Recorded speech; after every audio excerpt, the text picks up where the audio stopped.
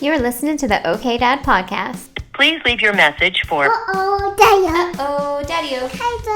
Okay, Dad podcast. Let's start this thing. Can you not put that on YouTube? You're listening to my husband talk a lot.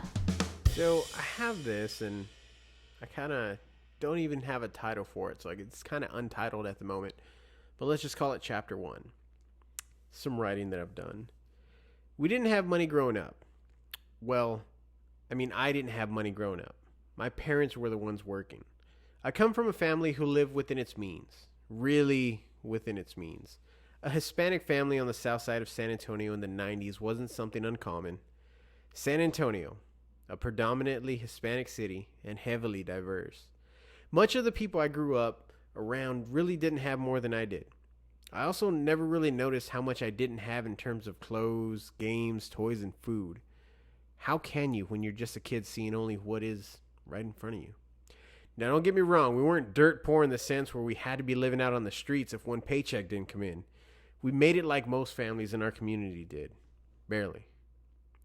A normal morning consisted of waking up just in time to hear my mom getting out of the only bathroom in the house after a shower.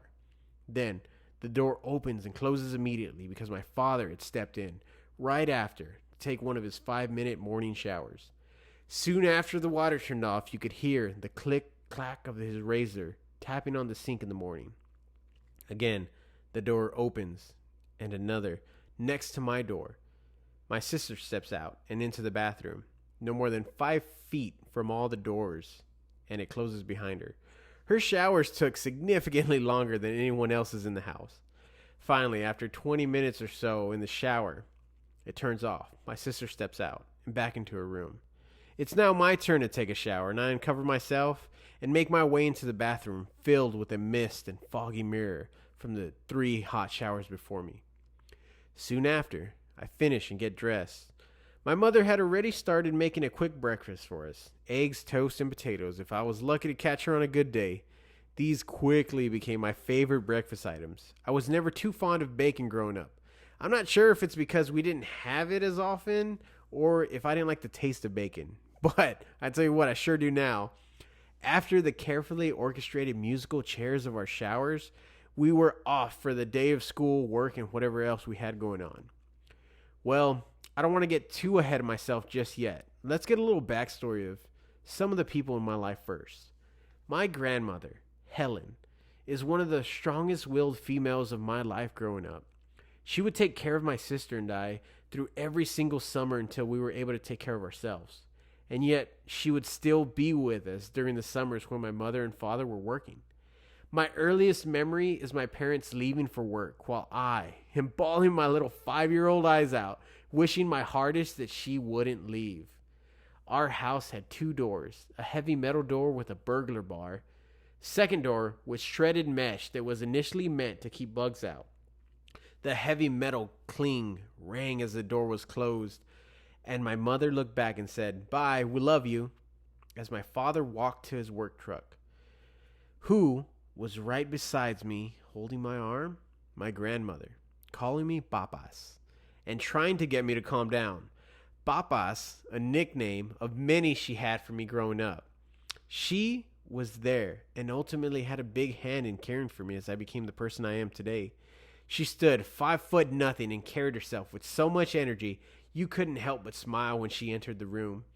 You could be down on your luck or just have hit the lotto, and my grandmother would be so happy to see you that you wouldn't have any other option to feel better that you were seeing her.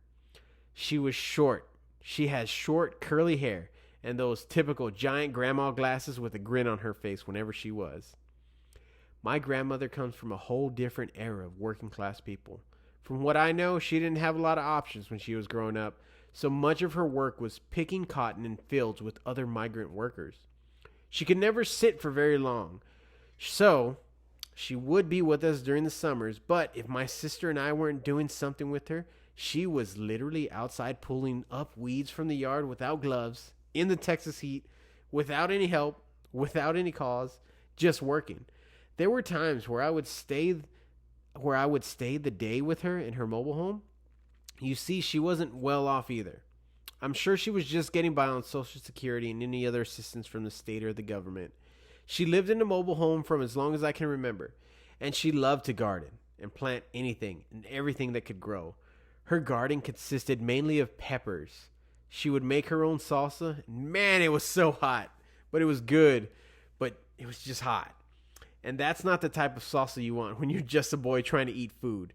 So, I really do. I attribute my taste for anything and everything spicy and hot to my grandmother. Remember how I said we didn't have much growing up? Well, sometimes dinner would just consist of my grandmother making me some french fries from a couple of potatoes. And when we were out of ketchup, she would let me use tomato sauce. Yep, just a can of tomato sauce. Well, one day she made me some fries and we were completely out of ketchup and tomato sauce. So my grandmother offered me some hot sauce to eat the fries with. Well, to a boy, it doesn't sound tempting at all. But I looked up to my grandmother, and if she liked hot sauce, then I should too. I don't know how this works in other families, but in mine, the adults would make up any kind of lie to get us kids to do something. My grandmother mentioned to me that hot sauce even helps fight cancer.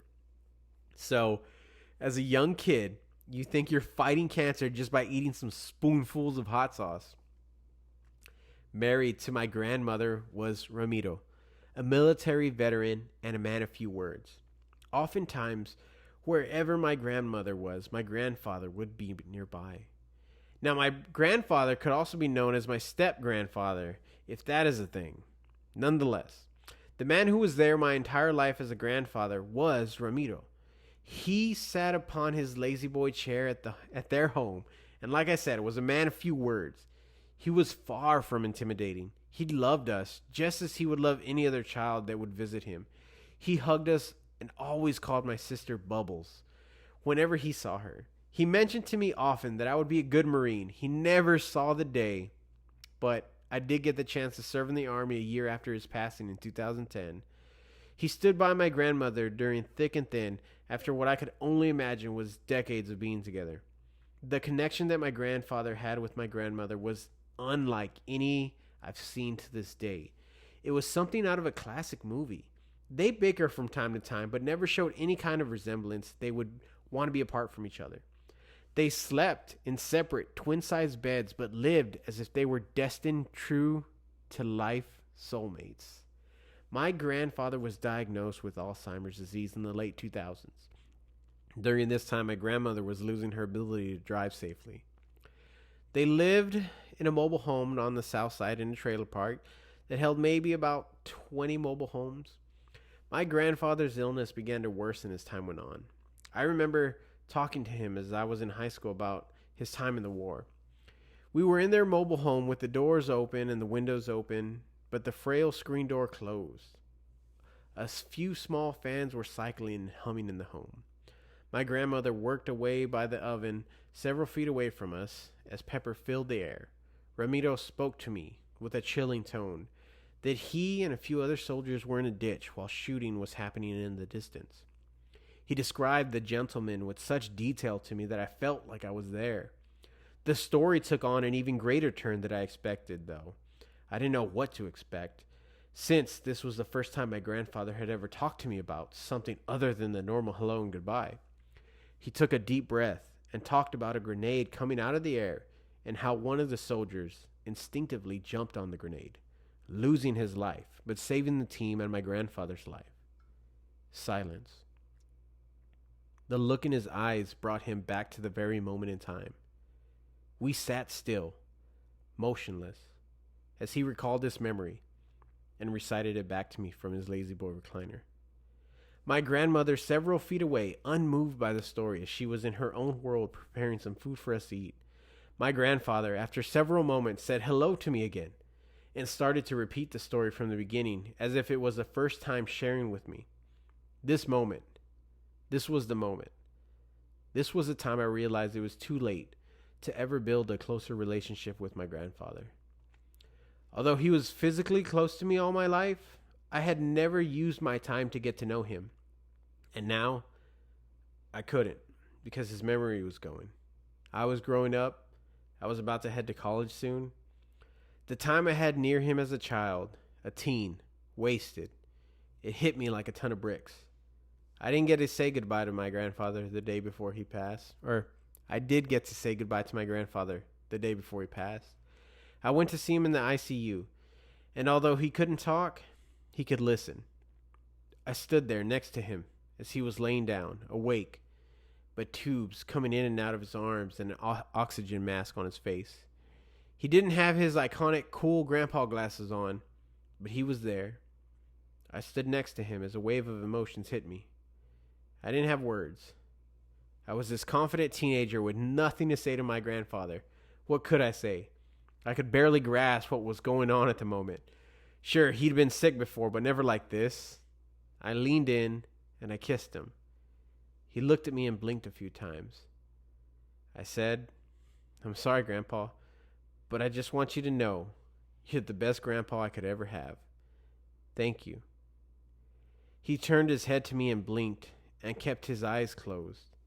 A tear rolled out of his eyes and fell to his cheek and the hospital pillow he was laying on. I had no words left. I had no idea what had happened from here. I moved back and looked at my father and grandmother, unable to know what I should do next. My grandmother moved closer to my grandfather and started to talk to him. My father moved in near me and put his hand on my shoulder, pulled me, indicating we should go back outside the room. So that's the end of what I got for chapter 1. Essentially, this is just like a journal series, and as I find more time to write, I just kind of want to write about more people in my life and, some inspiration and whatnot, and just a little side project on the OK Dad podcast series. There you go. He's really big and he's strong. And he's really mine. I'm all yours. And I'm so Scott.